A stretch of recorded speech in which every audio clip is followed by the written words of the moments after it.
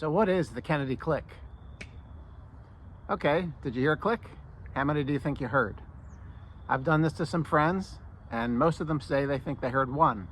Occasionally, I'm not as synchronized, and some people heard two. This is what I'm doing. Just snapping two fingers together.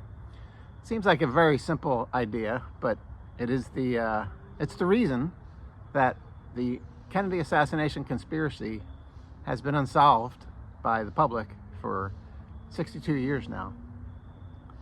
It's hard to accept that two bullets could have been fired within about 40 milliseconds of each other, or at least hit Kennedy's head within about 40 milliseconds of each other. But now that I understand fully all the evidence, that's very clear what happened. The main proof of it are three things. One is there's visual evidence in the Zapruder film that's consistent with it, but it doesn't prove it, that there's two separate impacts, one from behind, one from the front right into Kennedy's head. Number two is the conservation of momentum for each of those shots. So when Kennedy's hit from behind, he's knocked forward for one single frame, so it's easy to miss. And then Kennedy's hit in the front right 40 milliseconds later and driven back for the next 6 frames. So that one's easy to measure.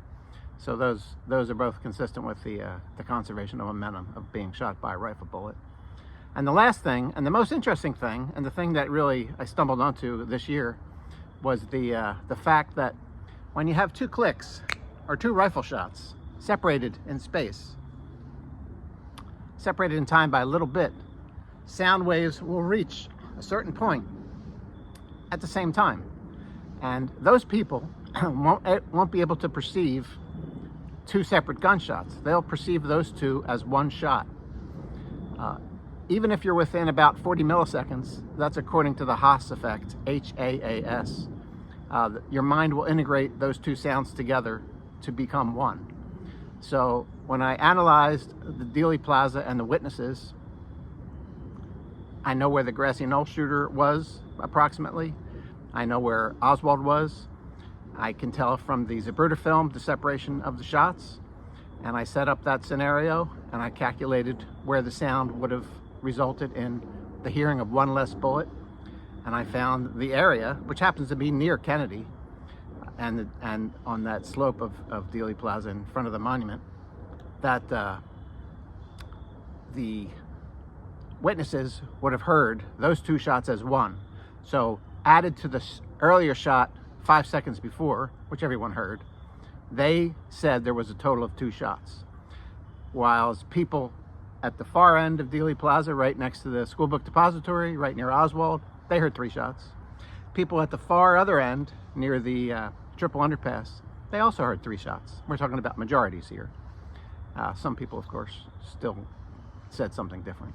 But the majorities, 3 shots, and the middle 2 shots, at the far end 3 shots. So it's a whole independent way to prove that there was a shooter, there was a grassy knoll shooter, and he fired within a fraction of a second of Oswald. And really, that's what proves the conspiracy. And then my earlier book, Kennedy Assassination, Final Answer, I mean, that doesn't change. The whole idea of what the conspiracy was all about doesn't change at all. But just those very slight details changed. So, yeah, I hope you enjoyed it, and I'll talk to you soon. Bye.